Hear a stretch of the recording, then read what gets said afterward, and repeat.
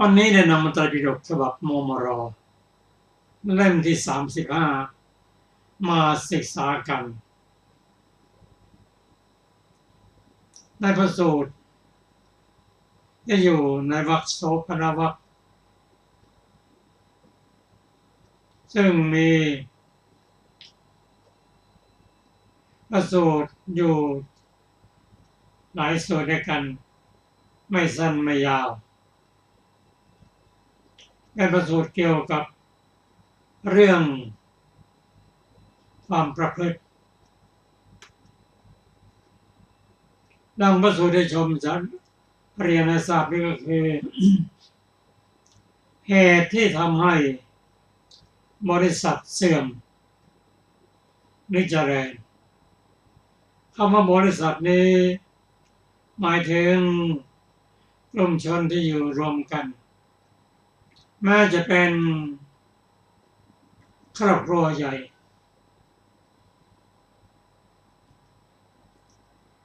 หรือบริษัท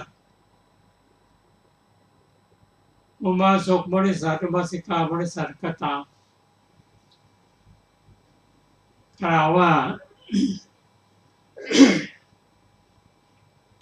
ถ้าบริษัทเหล่านี้เป็นบริษัทที่ทุศีลไม่ตั้งมั่นอยู่ในศีลปฏิบัติธรรม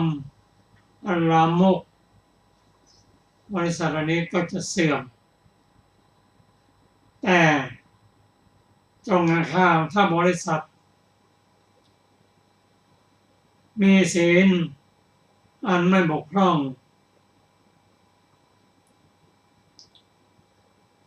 มีความมีธรรมอันดีงามบริษัทนั้นก็เจริญรุ่งเรือง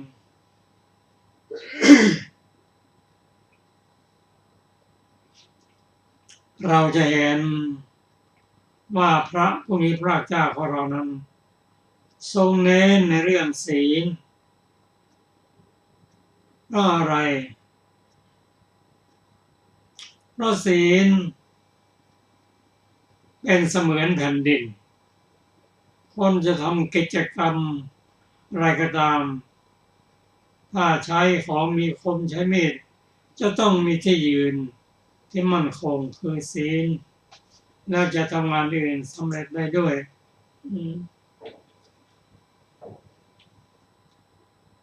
เรามาดูว่าคำว่าศีลนั่นคืออะไรตัวศีลนี่คือข้อปฏิบัติอันดีงามศีลนี้ได้แก่ตัวเจตนา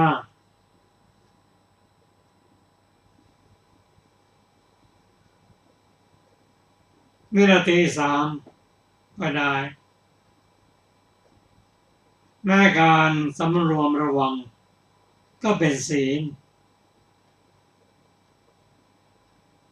ศีลนี้มีลักษณะ ตั้งมั่นมีลักษณะไม่เดือดร้อนมีลักษณะเป็นที่รองรับของธรรมะชั้นสูงเช่นคนไม่มีศีลจะปฏิบัติธรรมชั้นสูงมีสมาธิเป็นต้นก็ไม่สำเร็จศีลมีความกำจัดความทุศีลเป็นกิจ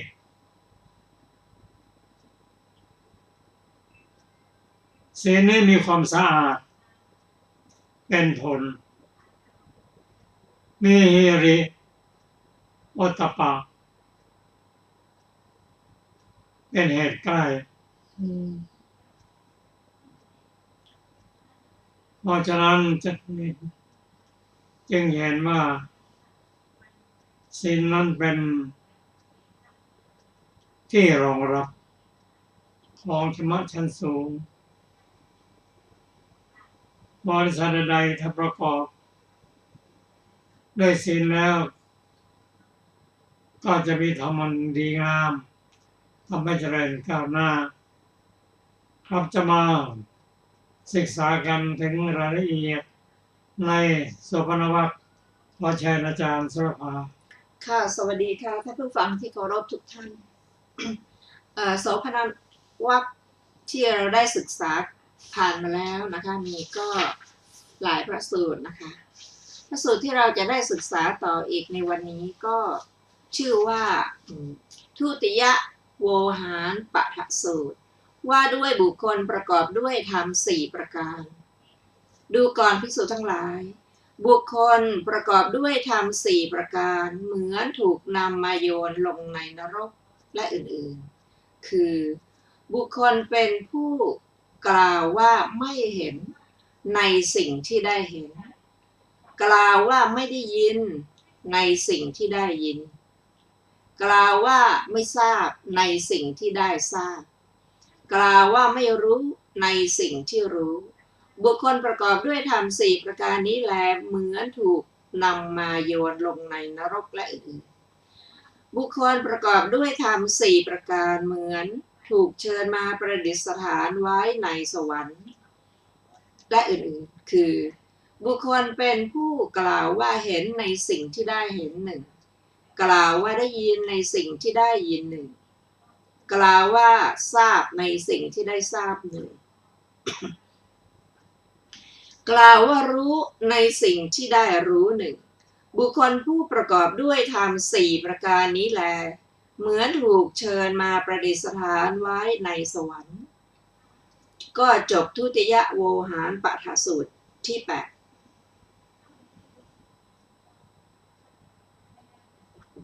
สูตรต่อไปชื่อว่าอหิริกสูตรขออะไรว่าด้วยบุคคลประกอบด้วยธรรม4ประการขออภัย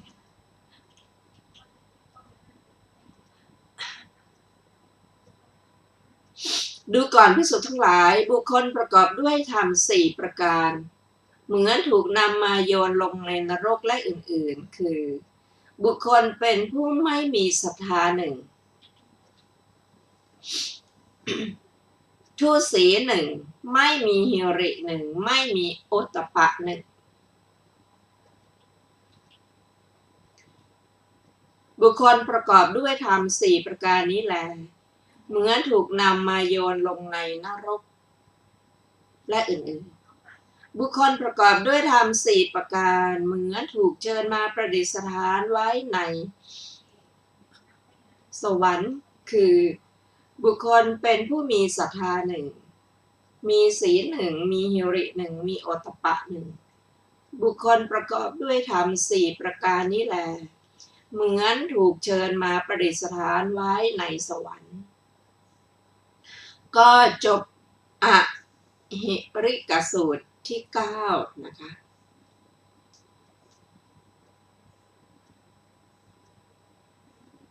ต่อไปเป็นสูตรที่10ชื่อว่าทุปัญญาสูตรขอให้ค่ะว่าด้วยบุคคลประกอบด้วยธรรม4ประการดูก่อนภิกษุทั้งหลายบุคคลประกอบด้วยธรรม4ประการเหมือนถูกนำมาโยนลงในนรกและอื่นๆคือบุคคลเป็นผู้ไม่มีศรัทธาหนึ่งทุศีหนึ่งเกียรติคร้าหนึ่งไม่มีปัญญาหนึ่งบุคคลประกอบด้วยธรรม4ประการนี้แลเหมือนถูกนำมาโยนลงในนรกและอื่นๆบุคคลประกอบด้วยธรรม4ประการเหมือนถูกเชิญมาประดิษฐานไว้ในสวรรค์และอื่นๆคือบุคคลผู้มีศรัทธาหนึ่งมีศีลหนึ่งทำความเพียรหนึ่งมีปัญญาหนึ่งบุคคลประกอบด้วยธรรม4ประการนี้แลเหมือนถูกเชิญมาประดิษฐานไว้ในสวรรค์จบทุปัญญาสูตรที่10และจบโสภณวรรคที่2ในสูตรที่8 9และ10ท่านกล่าวด้วยอสัตธรรมอันเป็นปฏิปักษ์ต่อสุกธรรมนั้นก็ทำเป็นสุกปักษ์ท่านกล่าว คละทั้งโลกิยะและโลกุตระในสูตรทั้งปวงใน9สูตรท่านกล่าวในมรรคดังนี้ก็จริงถึงอย่างนั้นก็ย่อมได้มรรค3และผล3ก็จบโสภณวรรควรรณนาที่2นะคะรวมพระสูตรที่เราได้ศึกษาในวรรคนี้มีทั้งหมดด้วยกัน10สูตรตั้งแต่ปริสาสูตรทิฏฐิสูตรอกตัญญูสูตรปาณาติบาตสูตรปฐมมัคคสูตรทุติยมัคคสูตรปฐมโวหารปัฏฐสูตรทุติยโวหารปัฏฐสูตรอหิริกสูตรและทุปัญญาสูตรพร้อมทั้งอรรถกถานะคะต่อไปเราจะได้ศึกษาในทุจริตวรรคที่3ซึ่งสูตรแรกก็ชื่อว่าทุจริตสูตรว่าด้วยวจีทุจริตและสุจริตดูก่อนภิกษุทั้งหลายวจีทุจริต4อย่างนี้4อย่างเป็นไฉนคือคำเท็จ1คำส่อเสียด1คำหยาบ1คำเพ้อเจ้อ1ดูก่อนภิกษุทั้งหลายวจีทุจริต4อย่างนี้แลดูก่อนภิกษุทั้งหลายวจีสุจริต4อย่างนี้4อย่างเป็นไฉนคือคำจริง1คำไม่ส่อเสียด1คำอ่อนหวาน1คำพอประมาณ1ดูก่อนภิกษุทั้งหลายวจีสุจริต4อย่างนี้จบทุจริตสูตรที่1ต่อไปเป็นสูตรที่2ชื่อว่าทิฏฐิสูตรว่าด้วยคนพาลและบัณฑิตดูก่อนภิกษุทั้งหลายคนพาลผู้ประกอบด้วยธรรม4ประการเป็นผู้ไม่ฉลาด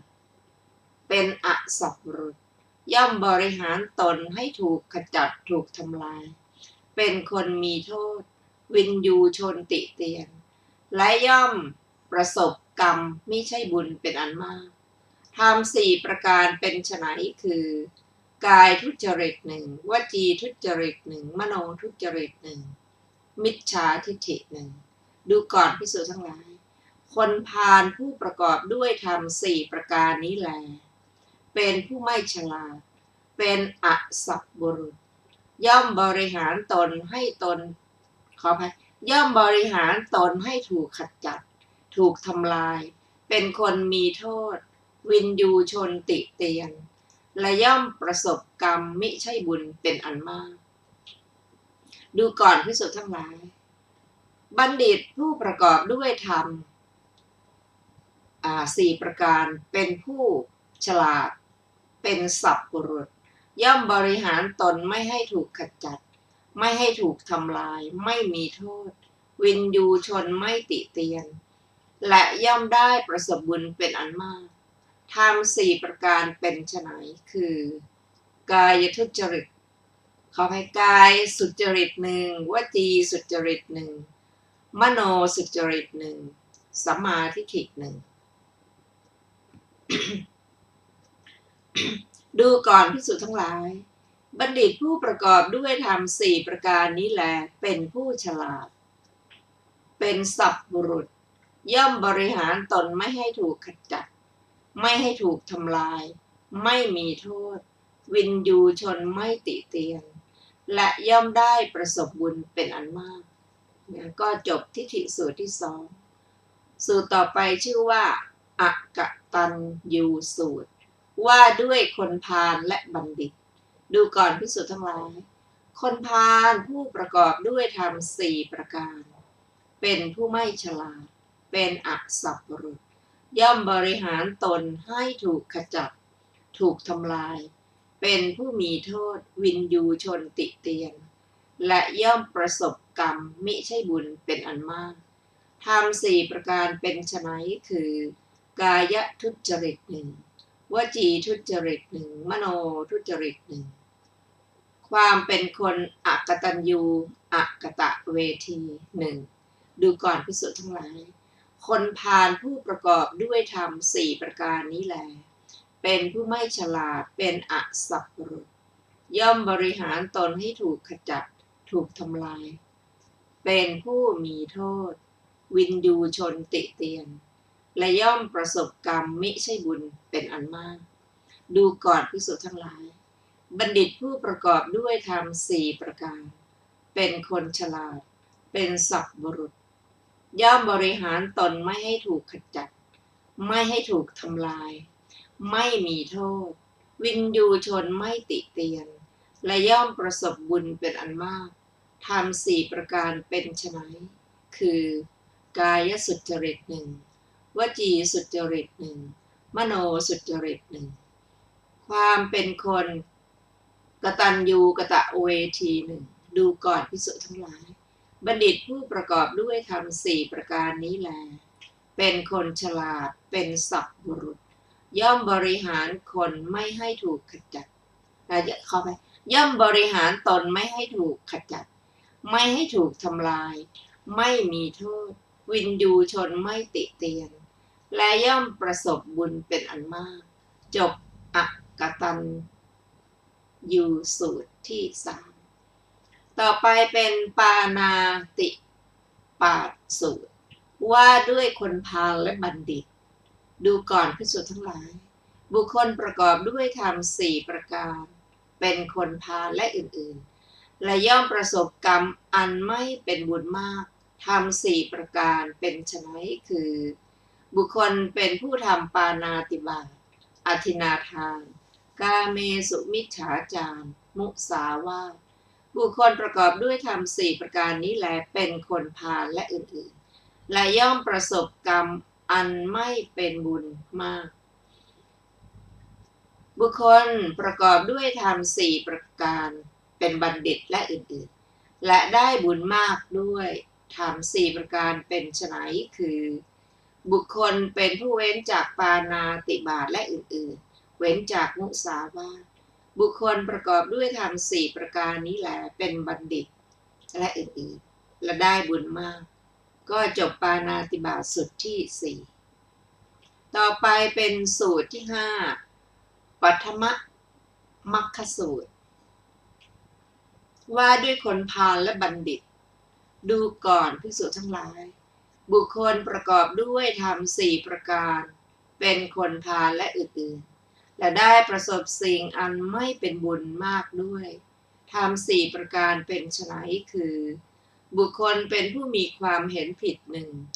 ดำริผิดหนึ่งเจรจาผิดหนึ่งทำการงานผิดหนึ่ง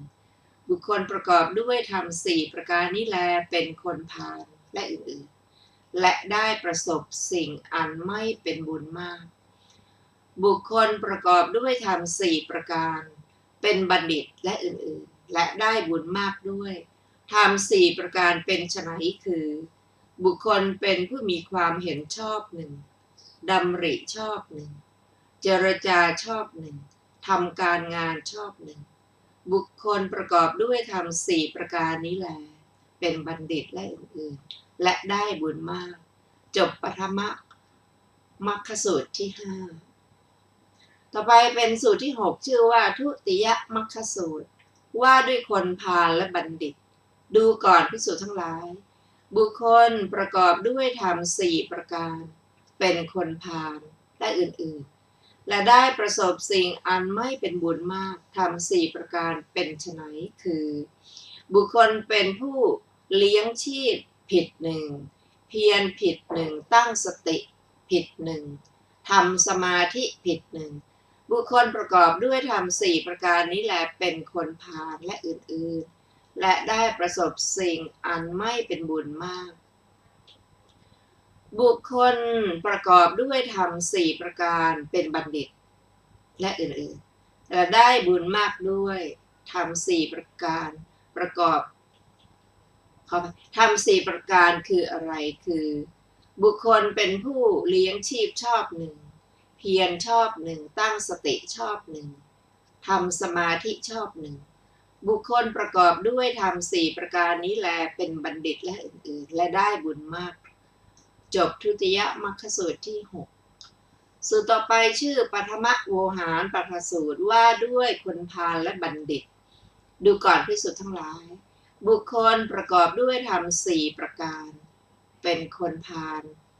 และประสบสิ่งอันไม่เป็นบุญมากธรรมสี่ประการเป็นไฉนคือบุคคลเป็นผู้กล่าวว่า เห็นในสิ่งที่ไม่เห็นหนึ่งกล่าวว่าได้ยินในสิ่งที่ไม่ได้ยินหนึ่งกล่าวว่าทราบในสิ่งที่ไม่ทราบหนึ่งกล่าวว่ารู้ในสิ่งที่ไม่รู้หนึ่งบุคคลประกอบด้วยธรรมสี่ประการนี้แหละเป็นคนพาลและอื่นๆและได้ประสบสิ่งอันไม่เป็นบุญมากบุคคลประกอบด้วยธรรมสี่ประการเป็นบัณฑิตและอื่นๆและได้บุญมากธรรมสี่ประการเป็นไฉนคือบุคคลกล่าวว่าไม่ได้เห็นในสิ่งที่ไม่ได้เห็นหนึ่งกล่าวว่าไม่ได้ยินในสิ่งที่ไม่ได้ยินหนึ่งกล่าวว่าไม่ทราบในสิ่งที่ไม่ทราบหนึ่งกล่าวว่าไม่รู้ในสิ่งที่ไม่รู้หนึ่ง บุคคลประกอบด้วยธรรมสี่ประการนี้แลเป็นบัณฑิตและได้บุญมากจบปฐมโวหารปัทสูตรที่7ต่อไปเป็นทุติยโวหารปัทสูตรว่าด้วยคนพาลและบัณฑิตดูก่อนภิกษุทั้งหลายบุคคลประกอบด้วยธรรมสี่ประการเป็นคนพาลและอื่นๆและได้ประสบสิ่งอันไม่เป็นบุญมากธรรมสี่ประการเป็นไฉนคือบุคคลเป็นผู้กล่าวว่าไม่เห็นในสิ่งที่ได้เห็นหนึ่งกล่าวว่าไม่ได้ยินในสิ่งที่ได้ยินหนึ่งกล่าวว่าไม่ทราบในสิ่งที่ได้ทราบหนึ่งกล่าวว่าไม่รู้ในสิ่งที่รู้หนึ่งบุคคลประกอบด้วยธรรมสี่ประการนี้แหละเป็นคนพาลและอื่นๆและได้ประสบสิ่งอันไม่เป็นบุญหนึ่งไม่เป็นบุญมากนะคะบุคคลประกอบด้วยธรรมสี่ประการเป็นบัณฑิตและอื่นๆและได้บุญมากด้วยธรรมสี่ประการเป็นไฉนคือบุคคลกล่าวว่าเห็นในสิ่งที่ได้เห็นหนึ่งกล่าวว่าได้ยินในสิ่งที่ได้ยินหนึ่งกล่าวว่าทราบในสิ่งที่ได้ทราบหนึ่งกล่าวว่ารู้ในสิ่งที่รู้หนึ่งบุคคลประกอบด้วยธรรมสี่ประการนี้แหละเป็นบัณฑิตและอื่นๆและได้บุญมากจบทุติยโวหารปัทสูตรที่8ต่อไปเป็นอหิริกสูตรว่าด้วยคนพาลและบัณฑิตดูก่อนภิกษุทั้งหลาย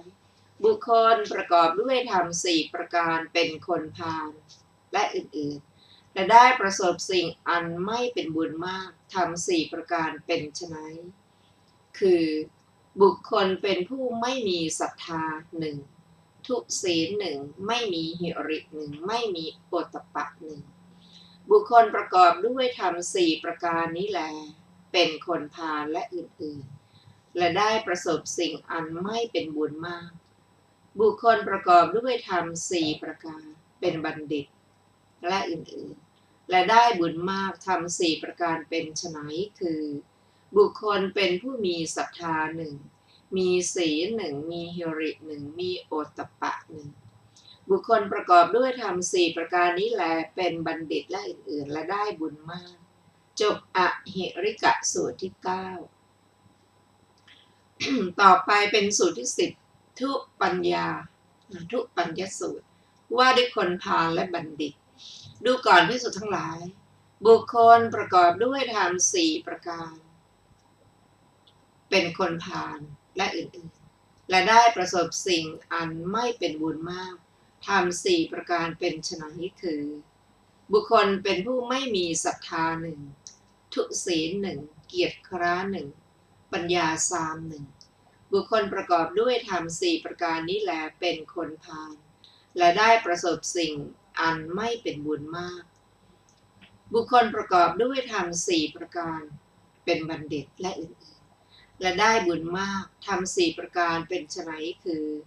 บุคคลเป็นผู้มีศรัทธาหนึ่งมีศีลหนึ่งมีความเพียรหนึ่งมีปัญญาหนึ่งบุคคลประกอบด้วยธรรมสี่ประการนี้แลเป็นบัณฑิตและอื่นๆและได้บุญมากจบทุปัญญสูตรที่10สูตรที่11ชื่อว่ากวีสูตรนะคะว่าด้วยกวีสี่จำพวกดูก่อนภิกษุทั้งหลายกวีสี่จำพวกเหล่านี้กวีสี่เป็นไฉน 1. จินตากวิ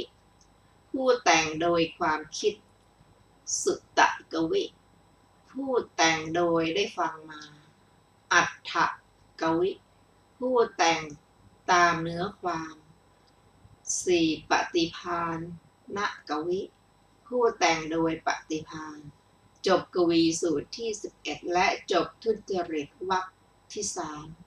3สำหรับทุจริตวรรควรรณนาที่3นะคะทุจริตสูตรที่1เป็นต้นแห่งวรรคที่3มีเนื้อความง่ายทั้งนั้นในกวีสูตรที่10พึงทราบวินิจฉัยดังต่อไปนี้ผู้ที่คิดแล้วจึงแต่งบทกวีชื่อว่าจินตากวีผู้ที่ฟังแล้ว จึงแต่งบทกวีชื่อว่าสุตกวีผู้ที่อาศัยความแล้วแต่งบทกวีชื่อว่าอัฏฐกวีผู้ที่แต่งโดยปฏิภาณของตนในขณะนั้นดุจพระวังคีสเถระชื่อว่าปฏิภาณกวีจบทุจริตวรรควรรณนาที่3รวมพระสูตรที่เราได้ศึกษาในวรรคนี้คือทุจริตสูตรทิฏฐิสูตรอกตัญญูสูตรปาณาติบาตสูตรปฐมมัคคสูตรทุติยมัคคสูตรปฐมโวหารปัฏฐสูตรทุติยโวหารปัฏฐสูตรอหิริกสูตรทุปัญญสูตรและกวีสูตรและอัตถกถา สำหรับวรรคต่อไปที่เราจะได้ศึกษากันชื่อว่ากรรมวรรคที่4สูตรแรกชื่อสังขิตตสูตรว่าด้วยกรรม4ประเภทดูก่อนภิกษุทั้งหลายกรรม4ประเภทนี้เราทำให้แจ้งด้วยปัญญาอันยิ่งด้วยตนเองแล้วจึงประกาศให้ทราบกรรม4ประเภทเป็นไฉนคือกรรมดำมีวิบากดำก็มีกรรมขาวมีวิบากขาวก็มีกรรมทั้งดำทั้งขาวมีวิบากทั้งดำทั้งขาวก็มีกรรมไม่ดำไม่ขาวมีวิบากไม่ดำไม่ขาวเป็นไปเพื่อสิ้นกรรมก็มีนี้แหละกรรม4ประเภทเราทำให้แจ้งด้วยปัญญาอันยิ่งด้วยตนเองแล้วจึงประกาศให้ทราบจบสังขิตตสูตรที่1สำหรับกรรมวรรควรรณนาที่4อัตถกถาของสังขิตสูตรมีวินิจฉัยดังต่อไปนี้บทว่ากันหังได้แก่กรรมดำคืออกุศลกรรมบท10บทว่ากันหวิปากังได้แก่มีวิบากดำเพราะให้เกิดในอบายบทว่าสุขกังได้แก่กรรมขาวคือกุศลกรรมบท10บทว่าสุกะวิปากังได้แก่มีวิบากขาวเพราะให้เกิดในสวรรค์บทว่ากันหังสุกกังได้แก่กรรมคละกันบทว่ากันหะสุกะวิปากังได้แก่มีวิบากทั้งสุขและทุกข์จริงอยู่บุคคลทำกรรมคละกันแล้วเกิดในกำเนิดเดรัจฉานด้วยอกุศลในฐานะเป็นมงคลหัตถีเป็นต้นเสวยสุขในปัจจุบันด้วยกุศล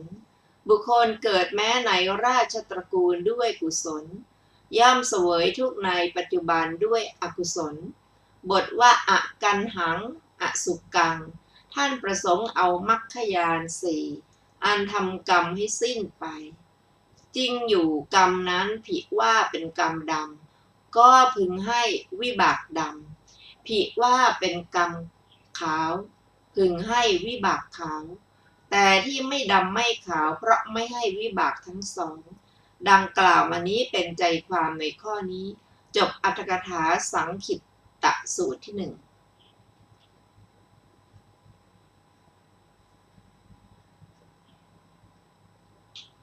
ท่านผู้ฟังที่เคารพค่ะวันนี้รายการศึกษาธรรมนำสุขก็ได้หมดเวลาลงแล้วขอขอบพระคุณทุกท่านที่ได้ร่วมศึกษาด้วยกันเราจะมาพบกันใหม่ในวันพรุ่งนี้นะคะซึ่งเราจะได้ศึกษาว่าด้วยกรรม4ประการในสูตรชื่อว่าวิฏฐานสูตรวันนี้ขอมีความสุขสวัสดีเจริญในธรรมยิ่งๆสวัสดีค่ะ